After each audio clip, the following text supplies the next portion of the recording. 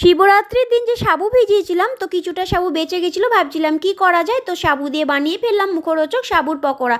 তার জন্য ওর মধ্যে একটা সেদ্ধ করা আলু দিয়ে দিলাম পেঁয়াজ কুচি, লঙ্কা কুচি, ধনেপাতা কুচি, বাদামটাকে একটু হামলদিস্তায় গুঁড়ো করে নিলাম। এবার এর মধ্যে দিয়ে দিলাম চাট মশলা, লাল লঙ্কার গুঁড়ো, আর দিয়ে দিলাম এখানে বিট লবণ, সামান্য একটু জিরে, আর স্বাদের জন্য সামান্য একটু চিনি দিয়ে খুব ভালো করে এটাকে মেখে নেবো।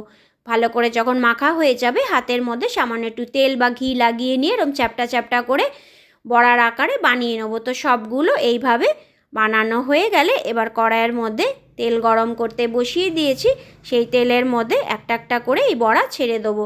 এই সময় গ্যাসের ফ্লেমটাকে একদম কমিয়ে দিয়ে বেশ সময় ধরে এপিট ওপিট লাল লাল করে এগুলোকে ভেজে নেবো। তো সবগুলো বড়া এইভাবে একে একে ভেজে নেবো। আর এটা কিন্তু একটু সময় ধরে ভাজতে হবে, তাহলেই কিন্তু এই সাবুর পকোড়াগুলো মুচমুচে আর খাস্তা হবে।